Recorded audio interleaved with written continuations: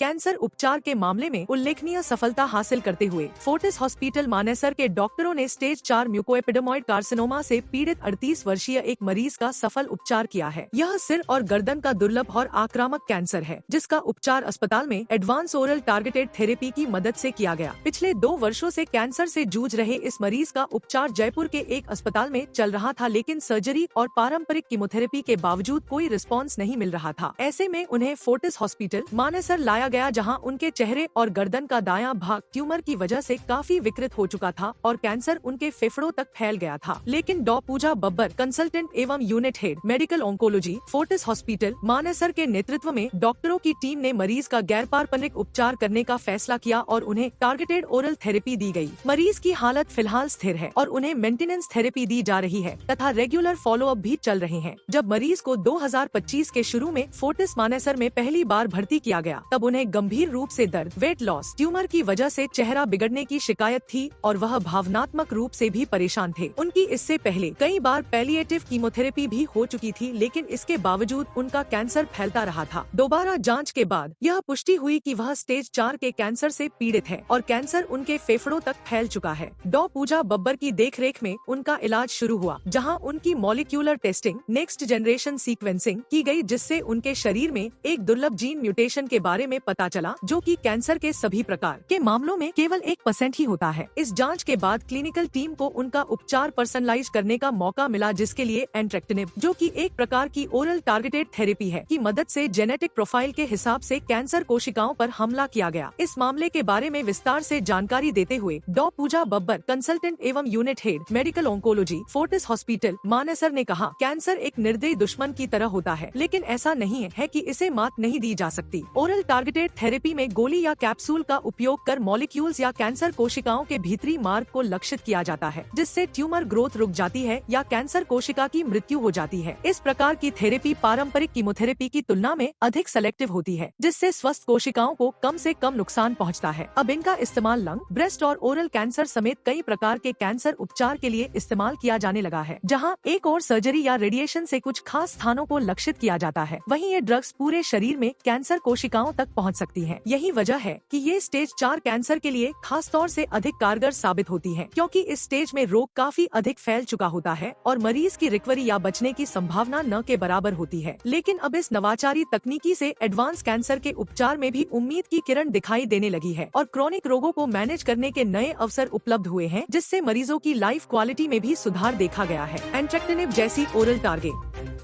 चुका हूँ, कीमो ले चुका हूँ, कुछ फर्क तो आ नहीं रहा। फिर ये मुझसे 1 साल पहले मिले थे, 1-1.5 साल पहले, तो मैंने इनकी बीमारी देखी। मैंने कहा, देखिए, अगर आप इस गांठ का परमानेंट सॉल्यूशन चाहते हो, यानी कि ये गांठ एक तो खत्म हो और वापस ना आए, तो पहले इसकी बायोप्सी करते हैं, ये पता लगाते हैं ये गांठ आपको क्यों हुई। क्योंकि कीमोथेरेपी क्या करेगा कि जो गांठ है ऑलरेडी, वो उसको, उसकी जो कोशिकाएं हैं कैंसर की, उसको मारेगा। बट इसकी वजह क्या है, यानी कि कौन से जीन म्यूटेशन, यानी कौन से जीन के सही ढंग से काम नहीं करने की वजह से, कौन से एबनॉर्मल ग्रोथ सिग्नल्स यानी तीव्र गति से जो कैंसर की कोशिकाएं बढ़ रही है, ये सिग्नल देने वाली कौन सी जीन है, इसका पता लगाओ। और क्या हम उस जीन को रोक सकते हैं, उसका रोकथाम कर सकते हैं, या इंजेक्शन के माध्यम से या टैबलेट के माध्यम से। इस टेस्ट को हम कहते हैं molecular next generation sequencing test, यानी कि पेशेंट की जो बायोप्सी, ट्यूमर के टुकड़े को लैब में लेके जाना, उस टुकड़े में से वो खराब डीएनए को बाहर निकालना, उस खराब डीएनए में जो खराब जीन है, सारी की सारी जीन्स की स्टडी करना और उस जीन को आइडेंटिफाई करना जिस वजह से ये बीमारी हुई है। तो इनका ये टेस्ट हुआ। उस टेस्ट में एक NTRK नामक जीन निकली। ये 1 साल पहले की बात है। इसे न्यूरोट्रोपिक टायरोसिन काइनेज जीन कहते हैं। ये बहुत रेयर जीन है, ये 1 या 2% कैंसर में ही पाई जाती है और यही जीन सिग्नल दे रही है। और आप कीमोथेरेपी में जो पड़ा हुआ है, जो कैंसर की सेल्स खून में घूम रही है, आप उसे मार दोगे। 2-4 कैंसर की सेल्स मान लीजिए बच भी गई, उसको सिग्नल कौन दे रहा है? ये जीन। फिर वो 2-4 सेल फिर 8 हो जाएगी, 15 हो जाएगी, 20 होगी, फिर बढ़ जाएगी। तो इस जीन को आइडेंटिफाई करना और इसके अगेंस्ट एक टैबलेट होती है, ओरल टैबलेट, सिर्फ एक टैबलेट, ये कीमो नहीं है, इसे हम टारगेटेड थेरेपी कहते हैं। इसका नाम है एंट्रेक्टिनिब, इस टैबलेट का नाम। ये पहले यूएस में पाई जाती थी और अब ये इंडिया में भी अवेलेबल है। तो इनको ये इलाज मैंने समझा दिया था, बट उस टाइम जो आपकी बीमारी थी उसमें दर्द नहीं था, बीमारी दिख रही थी फेस में बट पेन नहीं था, इनको तकलीफ नहीं हो रही थी। तो इन्होंने सोचा कि दवाई महंगी है तो अभी ये ट्रीटमेंट थोड़ा डिले कर देते हैं। ये मुझसे अभी आप ये मान लीजिए नवंबर 2024 में दोबारा मिले और पेट स्कैन में यहाँ वाली जो बीमारी थी वो इतनी बढ़ गई थी, यहाँ से लेकर यहाँ तक। लोगों का दोस्तों का बहुत बहुत धन्यवाद कि आप टाइम निकाल के यहाँ आए हैं। हम यही एक मैसेज देना चाहते हैं दैट कैंसर बीमारी बड़ी है बट उसका इलाज संभव है, और अगर टाइमली वो डिटेक्ट हो जाता है तो it can be completely cure off. And doctor Pooja आपको उसके बारे में डिटेल बताएंगे एंड शेयर करेंगे। सबसे पहले सारे मीडिया पर्सन का हार्दिक स्वागत है, और आप लोगों का यहाँ आना और हमारे साथ इन वॉरियर, मैं इन्हें एक वॉरियर कहती हूँ, यानी कि क्योंकि ये एक ऐसी जटिल बीमारी से लड़े हैं। कैंसर एक महामारी बन चुकी है, ये एक एपिडेमिक है, क्योंकि कैंसर के केसेस साल दर साल बढ़ते जा रहे हैं। जैसे कि आप जानते हैं कि इंडिया को cancer capital of the world बोला है, एंड ये क्यों बोला है, क्योंकि पहले हम 5-6 साल पहले जो ट्रेंड देखते थे कैंसर का, यूजुअली हम देखते थे 50 साल से अधिक लोगों को कैंसर होता है, 60 साल 70 साल, क्योंकि उतने साल उतने आप काट चुके हैं इस इन्वायरमेंट में। और कुछ इन्वायरमेंट के ऐसे फैक्टर्स होते हैं जैसे प्रदूषण हो गया, पोल्यूशन हो गया, खान पान का सेवन हो गया, जिसकी वजह से आप इतने सालों में एक्सपोज हुए हैं, जिससे कैंसर का रिस्क बढ़ता है।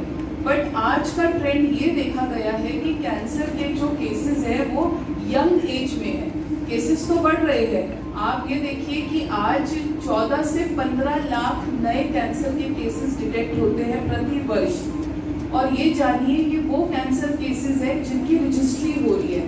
अब आप सोचिए कितने सारे ऐसे गांव होंगे, कितने ऐसे 3 टायर सिटीज होगी जहाँ पर घरों में ही ये बीमारी हो जाती है, और एक सोशल टैबू होता है कि भाई कैंसर हो गया, इसका इलाज लेना है, अब तो कोई जीवन बचा नहीं है, टर्मिनल स्टेज है, तो कितने पेशेंट तो हॉस्पिटल भी नहीं आते।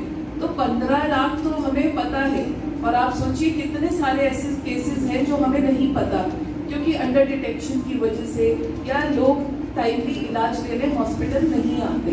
तो ये तो है, साथ में ट्रेंड भी बदल रहा है। तो इनके केस के बारे में बताना चाहेंगे, क्योंकि जब वर्ड कीमोथेरेपी हम सुनते हैं, कैंसर तो एक ऐसा शब्द है जिसको सुनकर सब घबरा जाते हैं, बट कीमोथेरेपी एक ऐसा शब्द है जिसको सुनकर कैंसर पेशेंट बहुत ज़्यादा डरते हैं, क्योंकि हमने सुना है कीमोथेरेपी से साइड इफेक्ट होते हैं, बाल चले जाते हैं, मुंह में छाले होते हैं, पेट दर्द होता है, लूज मोशन होती है, घबराहट होती है, कमजोरी होती है, और उसके कुछ लॉन्ग टर्म साइड इफेक्ट हैं। और ये इतना प्रचलित हो चुका है कि हमने ओपीडी में ऐसे केसेस देखे हुए हैं कि इतनी गंभीर बीमारी है, एंड स्पेशली मैं फीमेल्स का बोलना चाहूँगी कि क्योंकि बाल जाने के डर से और उस तरह के साइड इफेक्ट से कि दूसरों को ना पता चल जाए, तो इतना टैबू है कि काफ़ी लोग ट्रीटमेंट कराने ही नहीं आते। पूरा डिटेक्ट हो जाता है, कैंसर स्टेज बन जाती है, डायग्नोसिस हो जाता है, बट उसके बाद हॉस्पिटल में आगे का ट्रीटमेंट नहीं लेते। अब हम इनके बारे में बात करेंगे, बहुत ही एक इंटरेस्टिंग केस है, और ऐसे केसेस हमें कर रहा था अप्रोक्स 10 ईयर से, और 1-1.5 साल पहले तक तो मैं इस लेवल तक मतलब नेगेटिव हो चुका था कि शायद इसका सोल्यूशन है ही नहीं कहीं भी। मतलब ऑलमोस्ट हर गूगल पे सर्च करता था डॉक्टर, जो बड़ा डॉक्टर जहाँ भी दिखे अपॉइंटमेंट लो, दिखा के आओ, मिल के आओ, शायद कुछ सोल्यूशन मिल जाए मुझे, लेकिन कहीं से भी कोई सोल्यूशन नहीं मिल रहा था, ना ही कोई ये एडवाइस मिल रही मुझे कि हाँ इसका कुछ हम सोल्यूशन कर भी सकते हैं।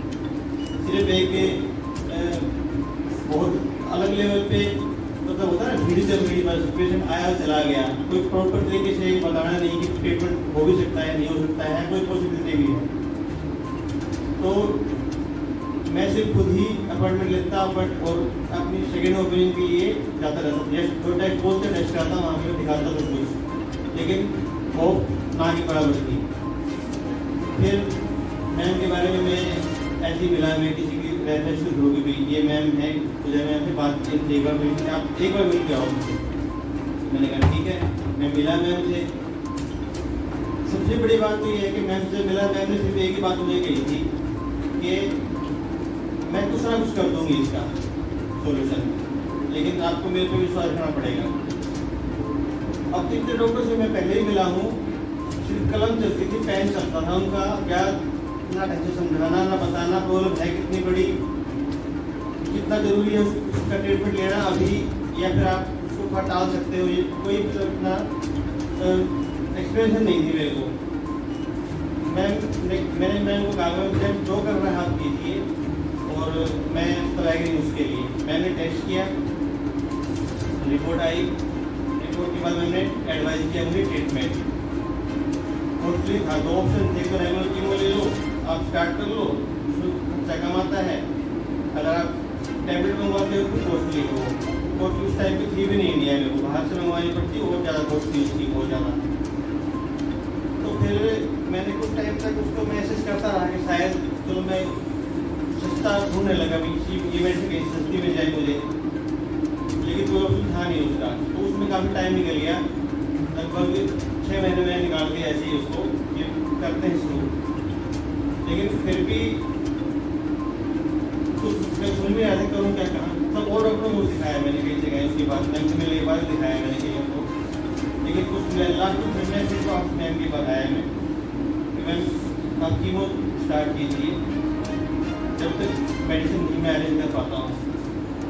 तो नवंबर में मैंने स्टार्ट किया था, कीमो लेना स्टार्ट किया था, 2-3 साइकिल 4 साइकिल मैंने लिए, तब तक कुछ फर्क दिखा मुझे कि हाँ कुछ, तो असल में फ़र्क क्या दिख रहा था कि जो बढ़ रहा था ना वो वही के स्टॉप हो गया, बढ़ना कम हो गया, थोड़ा श्रिंक हुआ हल्का था। तो मुझे ये फील हुआ कि हाँ कुछ तो ट्रीटमेंट है मैम के पास, कुछ तो ऐसा है जो इन्होंने तो उसको रोक दिया है वहीं के वहीं, और थोड़ा श्रिंक भी हुआ है, 5% का 10% कम हुआ हो। फिर मेरे को कॉन्फिडेंस आया कि मेडिसिन मंगवानी कैसे भी करके, लेकिन तो ये महंगी है, मंगवानी पड़ेगी। तो मैंने फिर मैम को बोला कि मैम ये मेडिसिन का मैं अभी 3 कीमो हो चुकी है, 5 तक हम इसको पैक कर लो अरेंजमेंट इसका। तो मैम ने पूरा सपोर्ट किया, हर टेस्ट कराने में सस्ते से जहाँ भी कॉस्ट बच सकती है मेरी, 5 रुपये में बच सकते हैं, तो हर जगह मैं सपोर्ट किया इन्होंने। मैंने मेडिसिन ऑर्डर के लिए मैम को बोला, मेडिसिन जैसी मेडिसिन आई है, कीमो मेरे साथ चल ही रहा था, कीमो के साथ ही लेना था, मैंने एडवाइस किया वैसे ही कि जैसी मेडिसिन लेना स्टार्ट किया है, मतलब दूसरे तीसरे दिन से मुझे फील होने लगा कि कुछ असर हो रहा है यहाँ पे, कुछ सेंसेशन बहुत कम मतलब हो रही है मेरे गर्दन में। और 2 महीने मतलब हर वीक मुझे दिख रहा था कि हाँ सेम हो रही चीज़ें, कंटिन्यू मेडिसिन चल रही थी। जैसे मैम बोल रही थी, मैम हमेशा अवेलेबल थी, कभी भी फोन करो, रात को फोन करो, मतलब कुछ भी प्रॉब्लम है। पूजा बब्बर मैम को इन्वाइट करो, मैम ज्वाइन ऑन स्टेज। मैं हॉस्पिटल के डायरेक्टर श्री अभिजीत सिंह से रिक्वेस्ट करूँगा कि वो प्रोग्राम को आगे लें। सर नमस्कार, आप सबका बहुत बहुत धन्यवाद टाइम निकालने के लिए और फोर्टिस मानेसर आने के लिए। Fortis hospital Manesar Fortis group का सबसे नया हॉस्पिटल है, एंड करीब 8 महीने पहले हमने इस हॉस्पिटल को ओपन किया था, एंड तब से लेके अब तक हम लोग इस नॉट ओनली इस पूरे मानेसर रीजन में बट इन एंड अराउंड ये पूरे एरिया के पेशेंट्स को सर्व कर रहे हैं। कैंसर का डिपार्टमेंट यहाँ पे बहुत एडवांस्ड है, बहुत अच्छा है और बहुत मशहूर है। डॉक्टर पूजा बब्बर हमारे head of the department of medical oncology हैं यहाँ पे, एंड बहुत अच्छी ट्रेनिंग इनकी रही है in the best medical colleges in India. और उसके बाद से मैम गुड़गांव में करीब पिछले 2 साल से यहाँ पे हैं, एंड पिछले 6 महीने से हमारे साथ मैम एसोसिएटेड हैं।